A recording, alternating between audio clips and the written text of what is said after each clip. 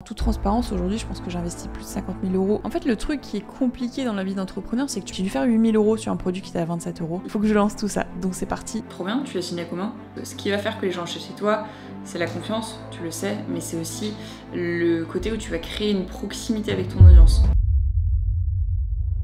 Combien ça peut gagner un entrepreneur qui fait du business en ligne? C'est ce que je vais t'expliquer dans cette vidéo où je vais t'emmener une semaine avec moi, je vais te montrer combien je gagne, comment est-ce que je m'organise au quotidien, comment est-ce que je crée du contenu, mais surtout également je vais te partager l'ensemble des business que j'ai pour t'expliquer un petit peu quelles sont mes différentes sources de revenus et te montrer bien évidemment ma routine quotidienne. Donc c'est parti, bienvenue dans cette nouvelle vidéo, c'est Maëlys, go!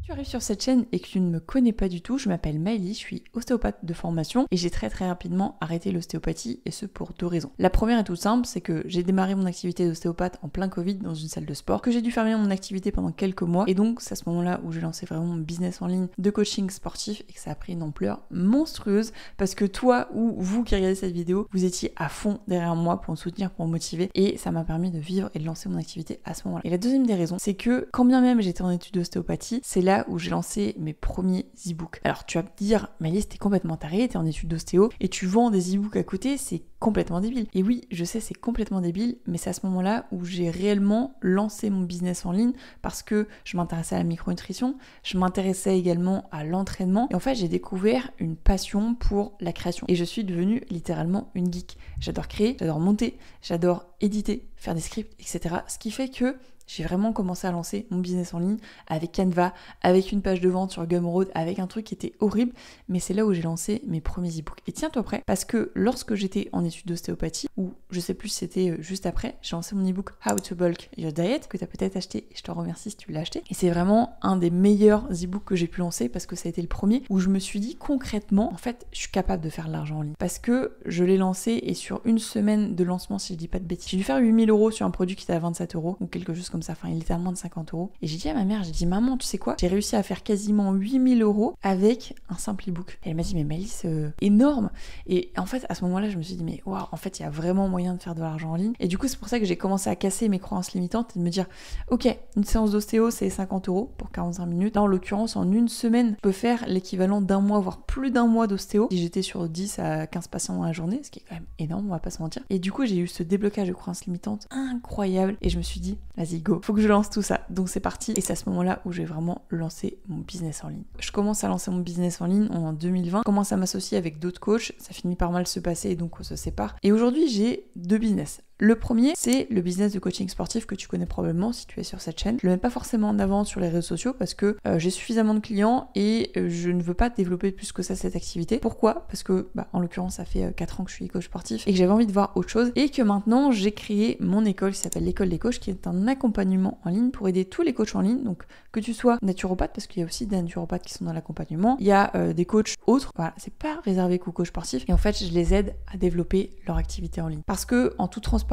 aujourd'hui, je pense que j'investis plus de 50 000 euros pour moi dans des formations, dans des masterminds, dans plein de choses. Et c'est de l'argent que j'ai gagné, mais c'est de l'argent aussi que j'ai investi en moi-même. Là où je voulais en venir, c'est que beaucoup de coachs en ligne ont peur d'investir en eux parce qu'ils ont peur de ne pas retrouver l'argent, ils ont peur d'investir, n'ont pas forcément les fonds nécessaires. Donc j'ai créé tout un écosystème qui s'appelle l'école des coachs encore une fois et qui permet à tous les coachs en ligne qui veulent se développer justement en ligne de pouvoir vivre de leur activité et générer 3 000 euros par mois. Donc ça c'est ma promesse. Si jamais de toute façon tu veux découvrir comment est-ce que je travaille au sein de l'école des coachs avec toute mon équipe, tu auras un lien en description de cette vidéo. Pareil, si tu veux du coaching fitness, tu auras le lien en description de cette vidéo. Comme ça, en fonction de ton profil, si tu es coaching fitness ou coaching business, tu pourras retrouver bien évidemment tout ce qui te va. Mais je comprends que ça puisse être un petit peu compliqué parce qu'encore une fois, j'ai deux activités. Moi, je mets beaucoup en avant sur les réseaux sociaux l'école des coachs. D'ailleurs, j'ai un compte Instagram spécialement dédié pour ça. Et je mets sur le compte fitness, vraiment, ça reste mon tremplin. Donc en gros, ma stratégie, elle est extrêmement simple. J'attire du monde sur mon compte fitness. Je fidélise, je crée vraiment une communauté et je les renvoie directement vers l'école des coachs. Et l'école des coachs, c'est extrêmement simple. Ça se passe en plusieurs points et je vais t'expliquer ça directement sur mon écran. Donc là, on a le school, donc c'est le groupe avec tous les clients et pas que, parce que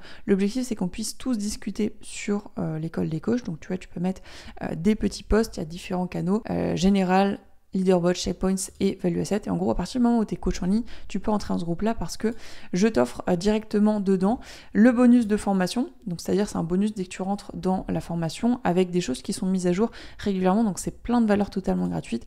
Donc, tu as la warm-up, tu as la boîte à outils du coach, tu as les hooks pour la création de contenu, le chat GPT personnalisé, le Flow ManyChat et les 6 outils pour se lancer en ligne. Donc, ça, c'est le contenu gratuit que tu as dans l'école des coachs. Et on a donc l'écosystème complet, le replay des lives, les ressources du coach et les autres modules de formation qui sont là uniquement pour les clients de l'école des coachs. Donc on a par exemple l'écosystème complet dans lequel on va retrouver toutes les informations et tous les modules de formation extrêmement intéressants pour scaler leur business. On a également tous les replays des lives avec encore une fois tous les replays des lives avec soit des intervenants, soit pas des intervenants, mais c'est extrêmement pertinent. Tous les mercredis soirs à 21h, on a les ressources du coach avec tous les templates dont ils ont besoin pour aller chercher les meilleurs résultats. On a la formation DigiCoach, donc là c'est un module de formation uniquement pour les personnes qui veulent se lancer en ligne sans avoir un accompagnement précis, parce que DigiCoach n'a pas d'accompagnement. Et enfin, on a une petite formation LinkedIn faite par un ami à moi, Charles Denis. Donc voilà l'espace de formation, t'as le calendrier, t'as les membres, etc. Et donc voilà l'espace de formation. Et en fait, à côté de ça, chacun des clients, on a 2 types de formules. On a la formule premium dans laquelle on va avoir des coachings en one-to-one et les coachings groupés, du coup, qui ont lieu tous les mercredis soir à 21h. Donc voilà l'école des coachs, en quoi ça consiste exactement. Donc en gros, l'école des coachs, c'est la majeure partie de mon chiffre d'affaires aujourd'hui. Le coaching fitness me rapporte quand même pas mal d'argent aussi également, mais c'est pas la majeure partie de mon focus. Et aujourd'hui, vraiment, je mets un point d'honneur vraiment à focaliser toute ma création de contenu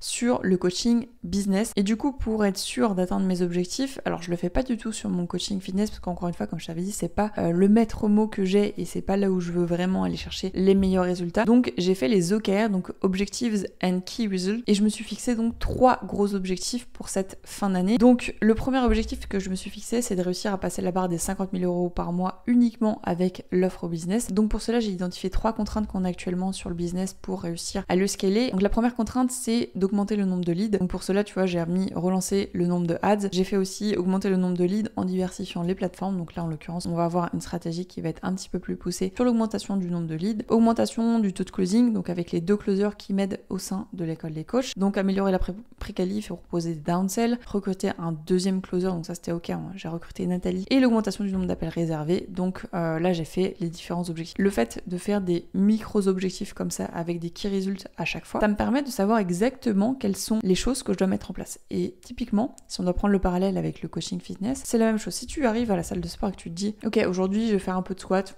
on va voir ce que je vais faire, etc. Et si tu n'as pas d'objectif précis de savoir exactement ce que tu veux faire, tu vas arriver à la salle de sport et tu ne sauras pas quoi faire ni comment le faire. Et donc c'est pour ça que c'est super important d'avoir des objectifs sur soit des séances de sport, soit sur ton business que tu veux atteindre. Et à côté de ça également des key results qui sont des datas spécifiques qui te permettront de savoir si tu es dans les bonnes cordes. Donc voilà très grossièrement comment est-ce que je fonctionne sur mes 2 business. Donc j'ai le coaching business qui est l'école des coachs et j'ai le coaching fitness où j'aide les personnes majoritairement à retrouver une relation saine avec la nourriture grâce à l'alimentation ancestrale. De toute façon, les 2 liens seront en description de ce réel. Évidemment, comme tout entrepreneur qui se respecte, je peux manier mon emploi du temps comme je veux. Donc là, typiquement, j'étais en train de bosser sur la vidéo et malheureusement, ce petit chat-là est malade, ce qui me permet d'aller faire une petite pause. Tu vois, là, on est le mercredi 7 août, il est 10h23 et je vais pouvoir aller faire une petite pause pour aller l'emmener chez le vétérinaire. Et en l'occurrence, c'est ça la liberté que j'ai, c'est de pouvoir modeler mon temps comme je veux, d'aller soigner mon chat, de faire des pauses quand je veux. Et ça, vraiment, ça n'a pas le prix. Et ça, vraiment, ça n'a pas de prix. À moi, Milka.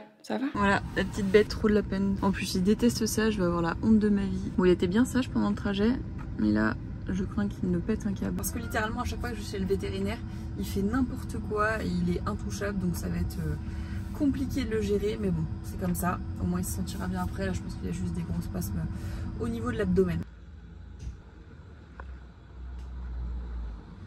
T'as pas mon chat? Et d'ailleurs, je sais pas toi, mais là, j'avais un petit peu trop gagné ces mois-ci. Du coup, heureusement que Milka est arrivée. 128 € pour le vétérinaire, parce que monsieur a mal au ventre. C'est là où tu te dis, en vrai, prendre un animal de compagnie, c'est cher. C'est cher et sans assurance, c'est très cher. Là, en l'occurrence, ouais, 128 € pour une consultation avec de l'injection, des médicaments, etc. Voilà, j'avais mal au cœur pour lui et je pense qu'il ira beaucoup mieux avec ça. Il a mangé déjà un petit peu ce midi. Là, il est parti sur une cure d'antibio,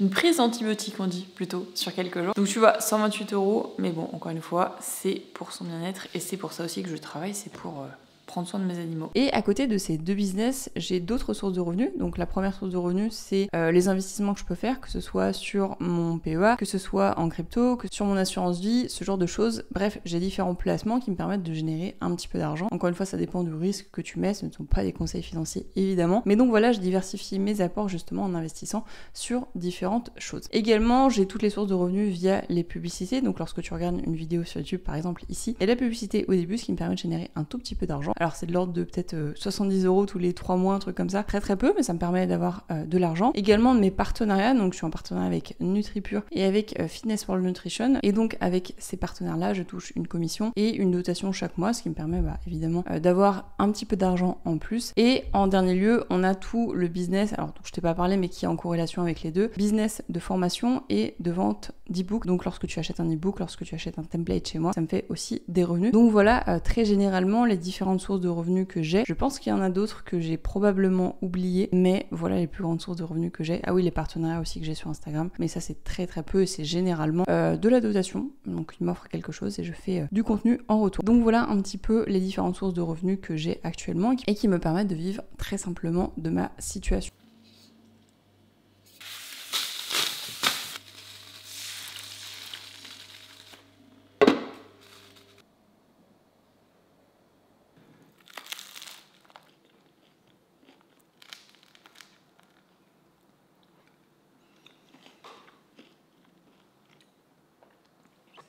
D'ailleurs, dites-moi dans les commentaires si vous préférez le jaune coulant ou le jaune pas coulant.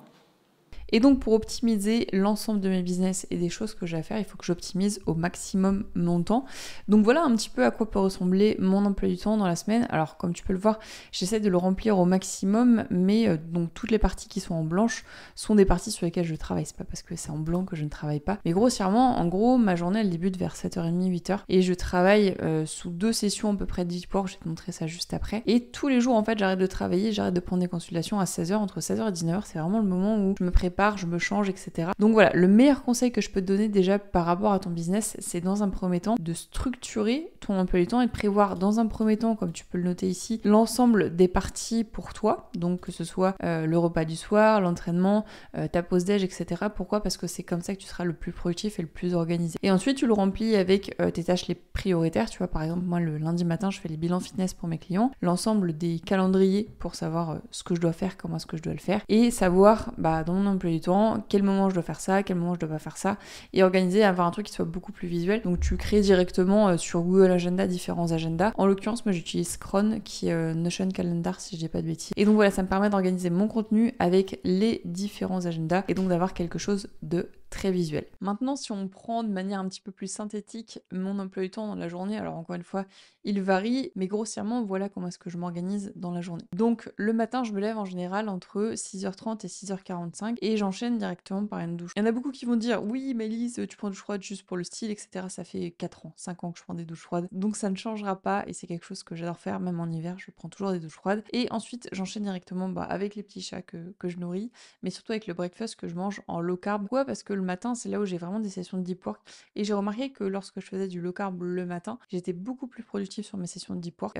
Du coup, j'introduis beaucoup de glucides à partir de midi et sur le repas du soir où j'ai majoritairement mes calories. De toute façon, je te montrerai ça juste après. Ensuite, donc comme je disais, j'ai 2 sessions de deep work dans la journée, ça dépend de ce que j'ai à faire, soit c'est 60 minutes, ça peut être un peu moins, ça peut être un peu plus, ça dépend de ce que j'ai à faire. Et je t'ai mis tout un petit peu dans le désordre, mais avant de démarrer le travail, j'ai toujours un Eat the Frog, donc c'est-à-dire les choses que je déteste faire. Par exemple, ce matin, ce que j'ai fait, c'est qu'il fallait que j'envoie des papiers, il fallait que je réponde à 2-3 mails. C'est des trucs que je déteste faire, même si je me mets des to-do list. Je fais toujours ça le plus rapidement possible le matin pour éviter d'avoir à le faire en fin de journée, parce que sinon je sais que je le ferai jamais. Donc toujours les tâches les plus reloues au début, et ensuite j'enchaîne avec les sessions de deep work comme tu l'auras compris. En général, vers 8h30, 9h, ça dépend de ma session de deep work, encore une fois. Je fais ma première pause avec juste un café. Je fais 30 minutes, mais je fais 30 minutes où je fais de la veille sur les réseaux sociaux et je travaille un petit peu quand même par rapport à cette période-là. Et en fin de matinée, j'ai une petite balade de 35 à 45 minutes sur laquelle je travaille aussi également parce que je ne m'arrête jamais de travailler. Non, parce que simplement, je peux me balader et répondre à des messages, donc c'est l'avantage de ce côté-là. Aussi, et également, ce que je fais, c'est que je remplis toujours mes daily habits. Alors, les daily habits, c'est les habitudes que j'essaie de me faire tous les jours, et le fait de les noter, de faire le récap de la journée d'hier, ça me permet de savoir si je suis sur la bonne lignée ou pas. Le midi, je fais toujours une session où je fais de la formation vidéo ou des vidéos mindset, et je me prends en général 1 heure, 1 heure et demie de pause, et je mange toujours de manière ancestrale, donc le petit. Et enfin, du coup, l'après-midi, je fais une session de deep work, j'ai encore généralement des calls, et comme je te disais, 16h, 21h, je suis en workout, et 19-20h, c'est le moment où je chill, c'est le moment où j'édite pour te proposer le meilleur contenu possible sur les réseaux sociaux. Et bien évidemment, si tu souhaites découvrir ce que c'est que l'alimentation ancestrale, coucou le chat, je te laisse cliquer sur le lien qui se trouve en dessous de cette vidéo pour télécharger l'ebook totalement gratuit sur l'alimentation ancestrale. Bref, aujourd'hui, je te présente également le fichier de tracking que j'utilise moi personnellement. Là, ce sont toutes les habitudes que j'aimerais bien avoir et implémenter dans ma journée avec les objectifs mensuels. Par exemple, je me fais comme objectif 4 bains froids dans le mois, donc là je l'ai fait cette journée-là, et je pourrais le refaire peut-être fin de semaine. Là, en l'occurrence, on était mardi hier, pour faire le topo, j'ai bien lu, j'ai fait ma douche froide, j'ai fait ma leçon d'italien, j'ai fait mon entraînement, j'ai pas fait ma prière méditation, j'ai pas fait de bain froid, donc voilà. Et ensuite, ça me permet d'avoir les data qui avancent one by one, la meilleure habitude et le top 3 des habitudes, savoir un petit peu comment est-ce que ça s'implémente, idem ici, et je me suis aussi fixé des objectifs chaque semaine. Donc là, typiquement, semaine 1, sortie avec des amis, on n'a pas fait de sortie avec mon chéri, donc voilà. Je n'ai pas fait mon repassage également, donc je n'ai pas coché. Et semaine 2, ça sera ça, et ça me permet d'avoir les progrès également, le top 3 des habitudes, et savoir un petit peu où est-ce que tu en es. Donc moi, ça me permet sincèrement de savoir comment avancer et de savoir où est-ce que j'en suis, et franchement, c'est game changer. En fait, le truc qui est compliqué dans la vie d'entrepreneur, c'est que tu peux faire des mois à plus de 10 000 euros, des mois à 50 000 euros pour certaines personnes. En fait, le truc dans le business en ligne, c'est qu'il y a des mois où tu peux faire que 4 000 euros. Je le mets entre guillemets que 4 000 euros. Et des mois où tu peux faire, je sais pas, 20 000 euros. Des mois où tu peux faire 50 000 euros. Et ça veut rien dire en fait, parce que déjà de une, t'as peut-être des charges à côté qui sont monstres. Je connais personnes qui font 50 000 euros mais qui ont 20 000 euros de charges tous les mois. Donc voilà, ton chiffre d'affaires, il veut rien dire parce que si t'as des charges monstres à côté, ça sert à rien. Et deuxième des choses, est-ce qu'il vaut mieux travailler 10 heures par jour et faire 10 000 euros, travailler avec 2 heures et faire 4 000 euros, tu vois? Ça dépend ce que tu veux faire comme objectif, ça dépend ce que tu as aussi. Et j'ai donc envie de te dire, kiffe juste. Moi je sais que le business en ligne, ça a littéralement transformé ma vie. Aujourd'hui, je fais même plus d'ostéo, je dois avoir 1-2 patients que je vois encore actuellement parce que ça me fait kiffer. Mais maintenant, je fais que du business en ligne et littéralement, ça a été un game changer. Mais pour ça, j'ai compris une chose que tu dois comprendre toi aussi, c'est que tu dois t'entourer de personnes qui sont meilleures que toi. Que ce soit dans le sport, que ce soit dans le développement personnel et que ce soit aussi dans le business en ligne. J'ai compris ça il y a peu de temps en soi, mais le fait de t'entourer vraiment de personnes meilleures lors de mastermind, lors de séjours à l'étranger, là je pars quelques jours à Dubaï en septembre, bah je pense que ça, mine de rien, joue un gros impact sur beaucoup de choses et je t'encourage vivement à faire de même parce que ça va littéralement transformer ta vie. Et donc voilà, j'espère en tout cas que cette vidéo un petit peu plus chill où je te montre l'envers du décor, un petit peu comment est-ce que je fonctionne au quotidien te plaît. Si c'est le cas, tu sais ce qu'il te reste à faire, mettre un petit like. Tous les liens que j'ai mentionnés dans cette vidéo se retrouveront en description, tu connais la chanson. Et on se retrouve donc nous le week-end prochain pour un nouveau vlog. C'était Maëlys, ciao. Trop bien, tu l'as signé comment? Voilà le billet pour la Thaïlande. Ce qui va faire que les gens achètent chez toi, c'est la confiance, tu le sais, mais c'est aussi le côté où tu vas créer une proximité avec ton audience.